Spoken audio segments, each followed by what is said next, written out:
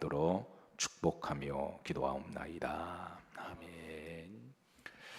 자, 오늘도 수고 많으셨습니다. 하루 일과를 잘 마치시고 하나님의 전에 오신 여러분들을 주의 이름으로 축복합니다. 자, 오늘 말씀 제목입니다. 따라서 하십니다. 종말을 살아가는 성도의 신앙의 자세. 이제 베드로후서도 이번 강의와 이제 다음번 강의면 마쳐질 것 같아요. 자, 사도 베드로는 하나님께서 주신 계시의 말씀을 이제 베드로후서의 3장 18절까지 마치면서 마지막 종말을 살아가는 성도들의 신앙의 자세가 어떠해야 할지 우리들에게 알려주고 있습니다.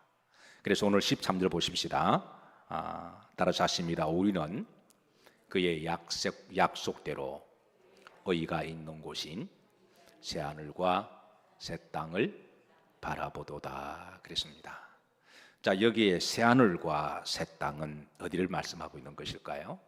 궁극적으로 천국을 말씀하고 있습니다.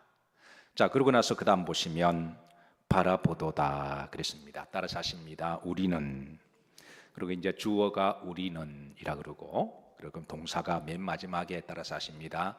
바라보도다. 그러니까 사도 베드로가 이걸 명령 형식으로 너희만 바라보라 이렇게 하는 게 아니라 우리가 함께다. 사도 베드로도 포함해서, 그리고 이 서신을 받는 성도들과 초대교회 성도들과, 그리고 시공을 초월하고 매 시대마다 하나님을 믿는 신실한 성도들에게 함께 더불어 따라서 하십니다. 바라보도다. 그러니까 우리가 함께 바라보자라고 하는 신앙의 각오와 믿음을 담고 있습니다. 자, 여기 바라보도다라고 하는 이 단어가 이제 세 가지 의미를 담고 있는데, 첫 번째 문법적으로는 능동태, 현재 진형형으로 되어 있습니다. 그러니까 태가 수동태가 아니라 능동태라고 하는 것이죠. 우리가 하늘나라를 천국을 바라볼 때 수동적인 자세가 아니라 능동적인 자세로 우리가 그렇게 바라보자 그럽니다. 그리고 현재 진형형으로 되어 있습니다. 그러니까 현재에서 그리고 미래로 이어지는 그런 이제 문법적 구조를 담고 있습니다.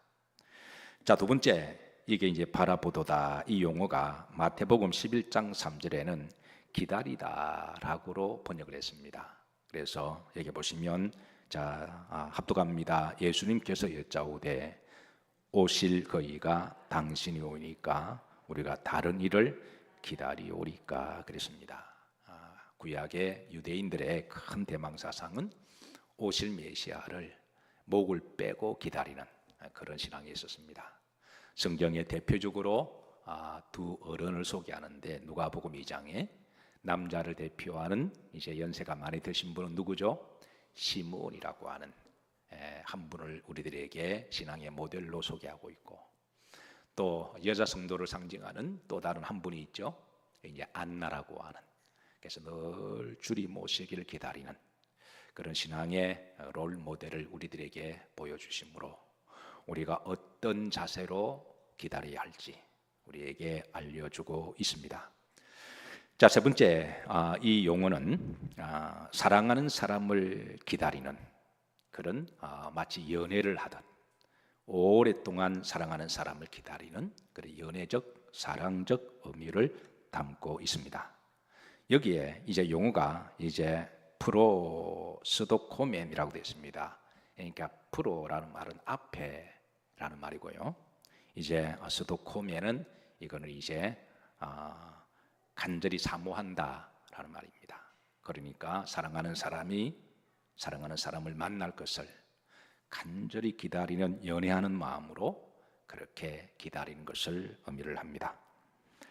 즉 사도 베드로는 이 용어를 통해서 사랑하는 사람을 수동적으로 마지못해 기다리는 것이 아니라 능동적으로, 그리고 빨리 만나고 싶은 간절한 연애적 마음, 사랑의 마음을 담고 있는 상태로 표현합니다. 즉 천국에 대한 소망, 수동적인 자세가 아니라 능동적인 자세를 취해야 할 것을, 그렇다고 우리가 기도할 때마다 하나님 나를 빨리 죽여주시옵소서, 그렇게 하는 것은 바람직하지는 않지만, 왜냐하면 사명이 있으니까. 그래서 그러나 우리가 천국에 대해서 뭐 억지로 마지못해 그런 자세는 우리가 해서는 아니 됨을 알려주고 있습니다. 그리고 시제로 보면 지금 현재라고 하는 내가 발을 딛고 살아가 있는 땅에서, 우리가 비록 땅을 보고 살아가지만 앞으로 미래의 성도들이 가야 할 영원한 하나님의 나라, 그리고 현재와 미래의 시제를 다 아우르는 그런 시제로 우리들에게 요청을 하고 있습니다. 그리고 우리가 천국에 대한 소망은 마치 사랑하는 예수님을 만나는, 그런 연인을 만나는 그런 사랑과 사모와 기쁨의 마음으로 사도 베드로가 이렇게 증언합니다. 따라서 하십니다. 우리는 그의 약속대로 의가 있는 곳인 새하늘과 새 땅을 마도다 바라보도다 그랬습니다. 여러분, 교회 오실 때마다 제가 가끔 인사하는 게 있죠. 하나님, 제가 왔습니다. 한번 따라서 하실까요? 하나님, 제가 왔습니다. 그리고 우리는 또 의식적으로 십자가를 한번 쳐다보고, 그리고 십자가 위에 하늘을 한번 쳐다보므로 우리가 장착해야 할 하나님의 나라에 대한 이 소망, 이 기다림에 대한 설레임이 우리 속에 마치 사랑하는 사람에 대한 연애적 감정이, 첫사랑이 늘 뜨거워지기를 주의 이름으로 축복합니다. 사실 성도가 궁극적으로 가야 하는 곳은 바로 천국이죠. 우리의 삶의 목적은 천국인 줄로 믿습니다. 우리의 삶의 목적은 결국은 천국입니다. 이 땅에서도 목적이 있겠지만, 그러나 영원한 목적은 천국인 줄로 믿습니다. 우리는 죽음이 끝이 아니라 바로 천국에서 또 다른 삶이 시작됩니다. 이 소망을 가지고 여러분 늘 믿음으로 살아가시기를 주의 이름으로 축복합니다. 자, 흥미로운 것은 오늘 사도 베드로는 천국에 대해서 두 가지로 묘사를 합니다. 13절을 보시면 두 가지로 비유를 하는데요. 성경 전체를 보면 천국에 대해서 총 5가지로 비유해주고 있습니다. 천국은 어떤 곳일까? 우선 첫 번째 13절 초반절입니다. 따라서 하십니다. 그의 약속대로 의가 있는 곳이라 그랬습니다. 그의 약속, 이 무슨 말일까요? 그의 약속대로 의가 있는 곳. 여기에 그분의 약속은 누구의 약속이죠? 하나님의 약속입니다. 그리고 예수 그리스도의 약속입니다. 그리고 하나님은 말씀을 통해서 우리들에게 약속을 주십니다. 그래서 그의 무엇대로? 약속대로. 뭐가 있는 곳? 의가 있는 곳. 그러니까 하나님이 우리에게 주신 약속을 믿으면 우리가 천국에 들어갈 수 있는, 그래서 그의 약속대로 의가 있는 곳은, 이 말은 다른 말로 하면 이거는 천국에 대한 자격의 문제입니다. 누가 천국에 들어갈 수가 있느냐? 바로 하나님의 약속을 믿고, 그리고 믿음으로 의롭다 함을 인정받은 성도들만 천국에 들어갈 수 있는 자격이 있습니다. 저는 이미 여러분들은 그 자격을 다 취득한 줄로 믿습니다. 그러나 우리가 생각날 때마다 다시 그것을 기억하시고 그 약속이 더욱더 견고해지시고 그 약속을 귀히 여기시기를 주의 이름으로 축복합니다. 잘 알고 있는 말씀이지만 요한복음 1장 12절입니다. 합독합니다. 영접하는 자 곧 그 이름을 믿는 자들에게는 하나님의 자녀가 되는 권세를 주셨으니, 이 하나님의 약속입니다. 예수를 영접하면 하나님의 자녀가 되는 권세. 여러분, 마지막 호흡이 끊어질 때까지라도 이 말씀을 잊어버리시면 안 돼요. 또 요한복음 3장 16절도 우리가 잘 아시는 말씀이죠. 하나님이 누구를 이처럼 사랑하사, 세상을 하나님이 누구를 이처럼 사랑하사, 따라서 하십니다. 기만세를. 그렇다고 저 따라하지 마시고 여러분 이름을 넣어서 하나님이 여러분들을 이처럼 사랑하사 독생자 되시는 예수 그리스도를 주셨으니 이거를 믿는 자마다 마지 않고 멸망치 않고 뭐를 얻게 하려 하심이라? 영생, 영혼의 사랑, 곧 이터널 라이프가 있는 곳이 바로 천국인 줄로 믿으시길 바랍니다. 예수님께서도 복음을 전하시다가 이런 말씀을 하셨습니다. 요한복음 14장 6절에 내가 그 길이다, 내가 그 진리다, 내가 그 생명이다. 나로 말미암고서는 앉지 않고서는 아버지께로 갈 적 없다라고 그렇게 우리들에게 또 복음을 전해주시고, 그리고 요한복음 11장 25절 26절에 주님께서는 나는 부활이요 생명이니 나를 믿는 자는 죽어도 살겠고 무릇 살아서 나를 믿는 자는 따라 사십니다. 영원히 죽지 아니하리라. 이렇게 하시면서 이것을 너희가 믿느냐라고 우리에게 대답을 요청하셨습니다. 사랑하는 성도 여러분, 그의 약속대로 의가 있는 곳 천국에 대한 이 자격을 늘 기억하시고 되새기시고 그리고 감사하시기를 주의 이름으로 축복합니다. 자, 두 번째, 사도 베드로는 천국을 새하늘과 새 땅으로 비유합니다. 13절 흐름절입니다. 자, 그곳은 바로 새하늘과 새 땅이다. 자, 사실 이 베드로의 천국에 대한 비유 새하늘과 새 땅은 이미 구약에서도 이미 알려주신 비유입니다. 그래서 이사야 65장 17절에 보시면, 자, 다 같이 합독하십니다. 보러 내가 새하늘과 새 땅을 창조하나니 그랬습니다. 새하늘과 새 땅을 창조하나니 이전 것은 기억되거나 마음에 생각나지 않을 것이라 그랬습니다. 여기에 이제 창조라는 말은 바라라고 하는 말이죠. 제가 바이블 스터디를 하면 이 창조에 대한 용례를 제가 설명해 드립니다. 무에서 유 창조는 어떤 창조라고요? 바라 창조를 씁니다. 유에서 유 창조는 아사 창조라는 말을 쓰죠. 그래서 하나님이 무에서 유를 창조하실 때 하나님이 빛이 있으라. 그래서 무에서 유 창조잖아요. 그거는 바라 용례를 쓰고요. 그리고 흙으로 하나님이 사람을 만드셨더라. 그 흙은 이미 창조한 유니까 유에서 유를 만드는 것은 또 아사 용례를 쓰고 있죠. 그래서 오늘 하나님이 이사야를 통해서 앞으로 천국에 대해서 그 천국은 새하늘과 새 땅의 창조다. 이건 우리가 보는 하늘, 옛 하늘을 이렇게 말끔하게 씻겨서 또 땅을 말끔하게 이렇게 다 이렇게 정리해서 그런 우리가 보는 하늘과 땅이 아니라 하나님이 새롭게 창조하시는 새하늘과 새 땅, 바로 그것을 이제 하나님은 이제 종말의 때에 우리 성도들에게 천국에 주시는 하늘이 있음을 알려주고 있습니다.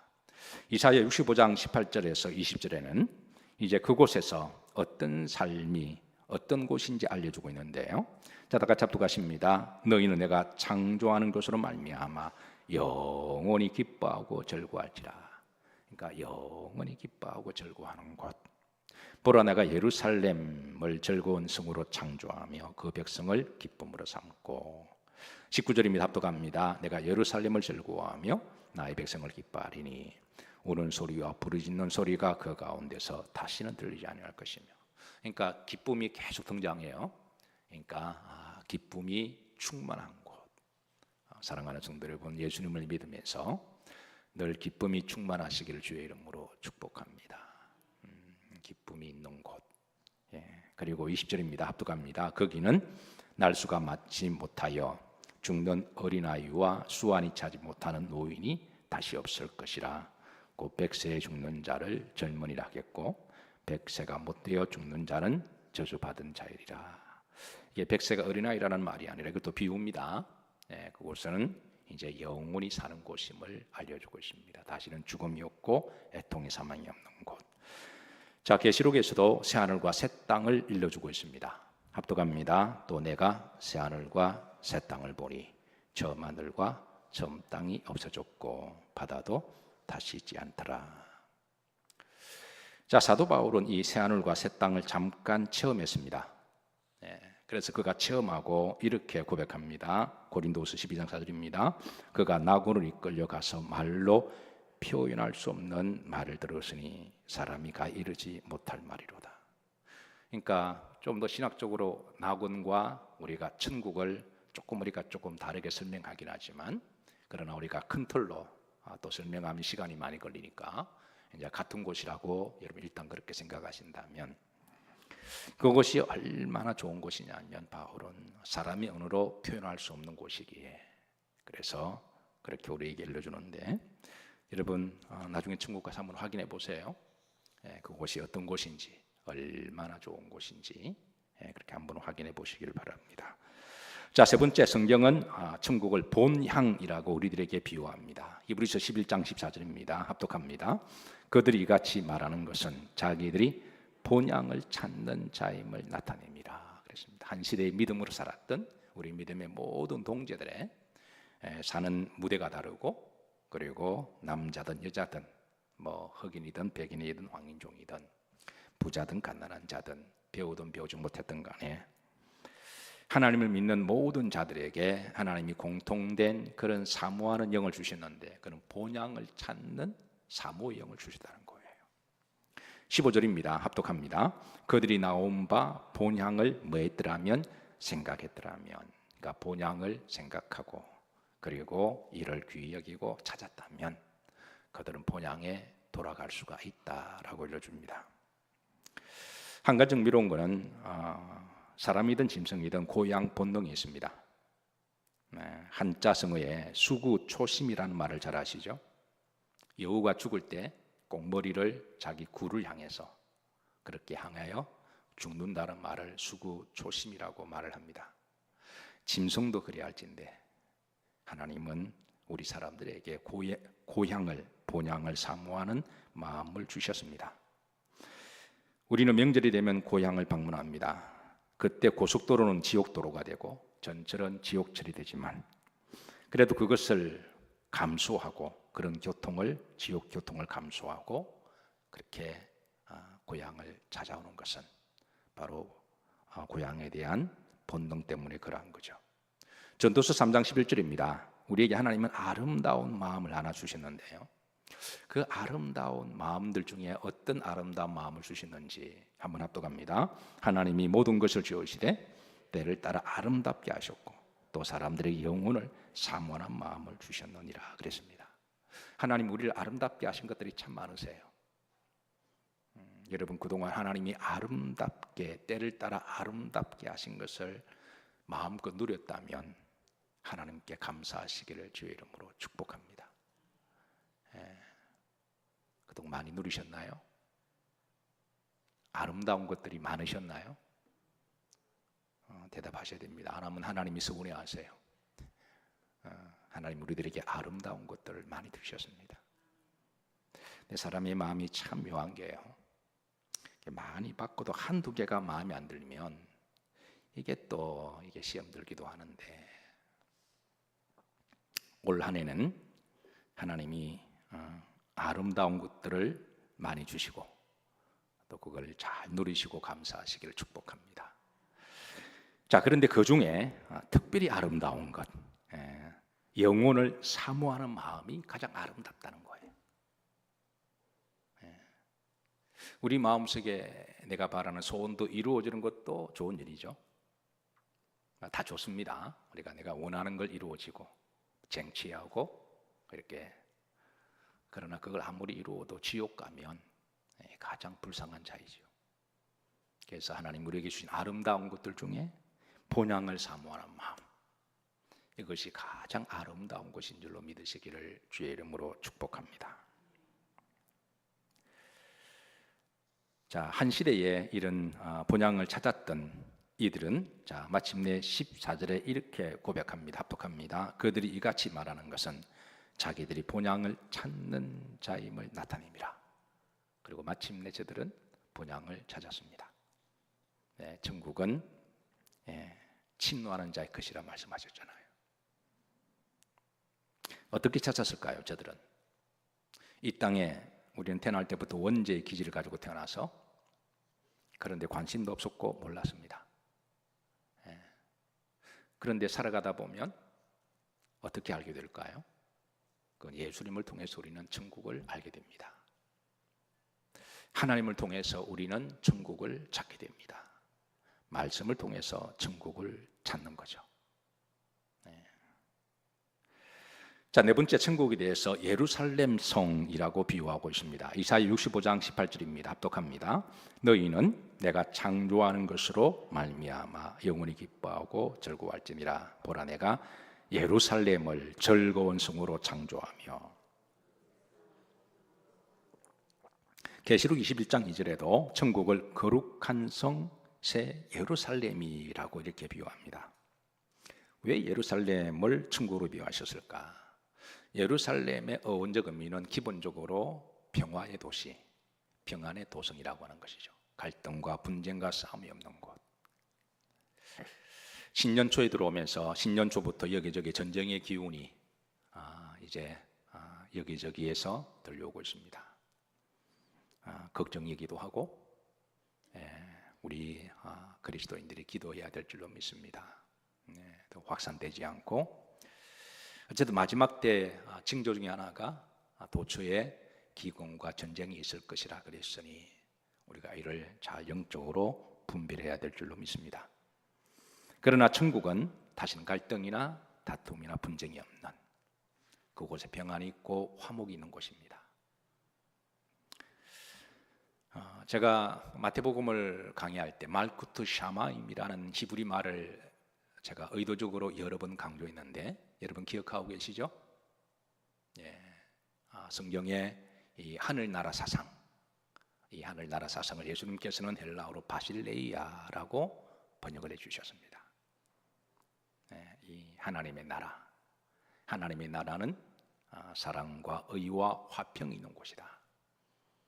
그래서 궁극적으로 우리는 하늘나라에서 이제 하나님의 그 평안과 화목을 우리가 누릴 것이지만, 교회가 하나님의 나라가 되면 그게는 하나님의 평안과 화목을 선물로 주십니다.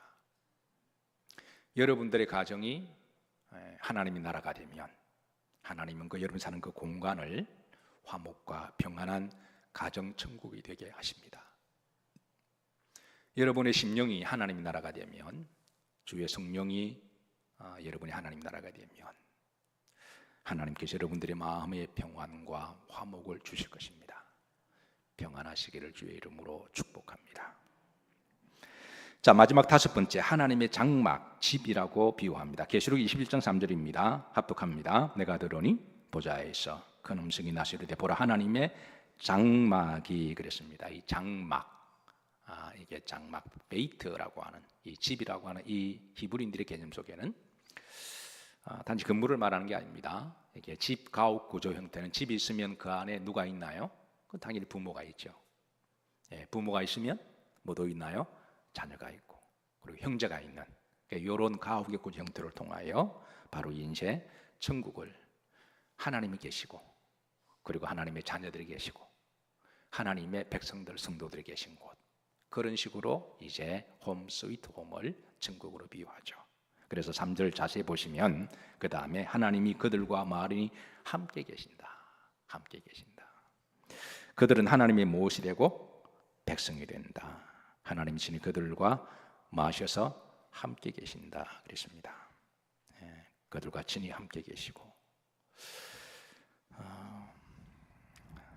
요 근래에 소위 젊은 사람들이 영끌조개라는 말이 많이 회자가 되었습니다.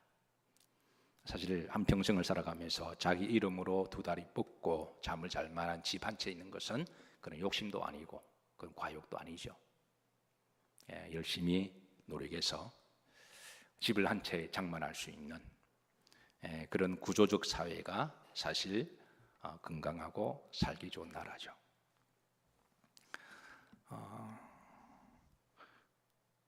우리나라가 집값이 워낙 많이 오르다 보니까 정상적으로 월급 생활을 해서 집을 살 수 없는 그런 시대여서 젊은 사람들이 결혼을 하려면 집도 있어야 되겠고, 여러 가지로 정말 영혼을 끌어서라도 집을 사는, 그래서 그 영끌족에 대한 안타까움이 우리에게 있습니다. 저는 곧 이 부분들이 잘 해결되기를 기도하고 소망합니다. 어쨌든 나라가 발전하려면 이런 구조적인 문제는 좀 이렇게 잘 홍역을 치르고 또 여러 가지 제도적으로 개선이 되고, 그래서 정말 백성들을 사랑하는 정치인들이 나와서 이런 구조적인 문제가 좀 잘 좀 이렇게 되기를 기도하고 소망합니다. 그래도 북한에 비하면 우리가 나은 편이죠. 여러분, 북한에 계란 하나를 사서 먹으려면 그게 한 달 봉급치의 한 3분의 1 가격이래요. 그러니까 이게 뭐 사람이 살 수 없는 구조죠. 그러니까 물가가 워낙 뭐 그래서 뭐 계란 하나 사 먹으려면 온 집안이 계란 하나 좀 먹으려고 그러면 한 달 벌어서 그냥 다 사 먹어야 되는 그런 어려운 지경 속에 살아가는데, 어쨌든 북한도 빨리 보고만 해서 통일되기를 기도하십시다. 뭐 저렇게 놔둘 수 없잖아요. 저렇게 놔둘 수 없잖아요. 이제 하나님 역사하시면 하나님이 어떤 방식으로 우리는 북한 주민과 북한 정치는 구분해야 됩니다. 그래서 하나님 역사하리라고 저는 믿습니다. 어쨌든 제 영끌족. 그런데 정말 우리가 영혼을 끌어서라도 사야 할 집은 하늘나라 집인 줄로 믿습니다. 제가 이 땅의 영끌족을 필요 없다 말하는 게 아닙니다. 살아가면서 두 다리 쫙 뻗고 그렇게 살 수 있는 집 한 칸에 있는 것도 필요한 거죠. 제가 93년도 미국 처음 갔을 때 제가 문화적 충격을 참 많이 받았습니다. 지금 우리나라가 잘 살게 되었다 그러지만 그 당시만 하더라도 우리나라가 많이 못 살았죠. 제가 가서 미국 시스템은 어떤 시스템인가, 그 모양보다도 저는 또 목사기도 하고, 또 미국이란 나라가 물론 문제도 있지만 그러나 세상에 문제 없는 나라가 어디 있을까요? 그러나 전체적으로 보면 그래도 하나님이 축복하실 만한 그런 이제 이유가 있었으니까. 그런데 미국 사람들이 아무리 가난해도 지금으로 말하면 이제 타운하우스 정도. 미국은 아파트가 제일 가난한 사람이 사는 곳이죠. 그 다음 좀 사는 사람이 타운하우스. 3층까지 되어 있고 3층은 베드룸이고 2층은 거실이고 1층이나 반지하는 지하실이고, 이런 집 구조입니다. 방은 한 4개 정도, 3개 정도. 그래서 그리고 이제 나오면 앞에 야드가 좀 있고, 야드가 앞에 벤치가 있어서 폴치도 있고 벤치 앉아서 오고 가는 사람들을 보면서 차도 한잔 마시고, 뒤에도 또 백야드가 있어서 그런 바비큐를 이렇게 놓고 또 이렇게 주말이 되면 이렇게 또 고기를 구워 먹고 이웃들과 이야기를 할 수 있는, 제가 그걸 보면서 참 이상적인 집 구조다, 제가 그렇게 생각했습니다. 그러니까 근데 이런 구조를 누가 만들었냐 하면 미국을 처음 건국했던 조지 워싱턴, 아주 독실한 기독교인이죠. 이 사람 하나님께 기도하기를, 하나님이 이 나라가 하나님을 잘 믿고 백성들이 축복을 받아서 어느 사람만 좋은 집에 사는 전유물을 누리지 않게 하시고, 이 나라 백성이라면 누구나 다 그 정도의 집 사이즈에서 살 수 있도록 그런 나라가 되게 하옵소서. 실제로 다 그렇게 만들었습니다. 사람들이 살기 싫어서 버리고 나가서 그 다운타운이 되기도 했고 그랬지만, 그래서 이제 도시에 가면 다 그런 집 구조로 처음 만들었을 때가 얼마나 좋았을까. 제가 93도 갔을 때 필라델피아 다운타운에 제가 이제 어느 성도님이 살고 있어서 제가 거기 잠깐 좀 머문 적이 있는데, 참 좋다. 그래서 이렇게 가족들과 함께 오손도손 모여서 저녁이면 이런 집 구조 가옥이, 우리나라가 그런 나라가 속히 되기를 기도하고 있습니다. 어쨌든 성경은 천국을 우리가 집으로 그렇게 비유합니다. 거기에 하나님이 계시고 성도들이 계시고, 그리고 이제 우리가 사는 곳. 사도 바울은, 베드로는 이렇게 말합니다. 따라서 우리는 그의 약속대로 의가 있는 곳인 새 하늘과 새 땅을 뭐하자? 바라보도다. 그러니까 능동적, 현재, 미래형적, 그리고 사모하는, 사랑하는 사람에 대한 기다리고 사모하는 마음을 가지고 우리가 이 종말론적 신앙을 가지고 우리가 살아가야 할 것을 제의하고 있습니다. 자, 오늘 우리가 불렀던 찬양 중에 나 같은 죄인 살리신, 이 찬양의 작사가가 존 뉴턴 목사님이시죠. 여러분 아마 아시는 분은 아실 거예요. 이분이 천국 가면 아마 세 가지로 깜짝 놀라지 않을까 그렇게 생각합니다. 첫 번째는 천국 가게 되면 내가 평소에 보고 싶은 그런 사람을 보게 되는 깜짝 놀라움이 있을 것이다. 그게 베드로도 보게 될 거고 다윗도 보게 될 것이고, 두 번째는 반대로 저런 사람도 천국에 들어오네. 그런 사람도 보고 깜짝 놀랄 수가 있다는 거예요. 내 생각에는 저 인간은 못 들어올 것 같은데, 그런데 그런 사람도 들어오는 걸 보고 깜짝 놀랄 것이다 그랬습니다. 옆으로 보시면서 한번 나는 당신이 들어갈 줄 알았습니다. 한번 서로 인사하시죠. 그때 서로 막 놀리지 마시고. 근데 세 번째가 뭘까요? 여러분 잘 아시죠? 세 번째가 뭘 보고 깜짝 놀랄까요? 나 같은 죄인이 천국에 들어온 것이 제일 놀랄 거라는 거예요. 그러니까 우리가 누구 보고 놀랄 게 아니라 나 같은 죄인이 하나님이 천국으로 인도하셨다.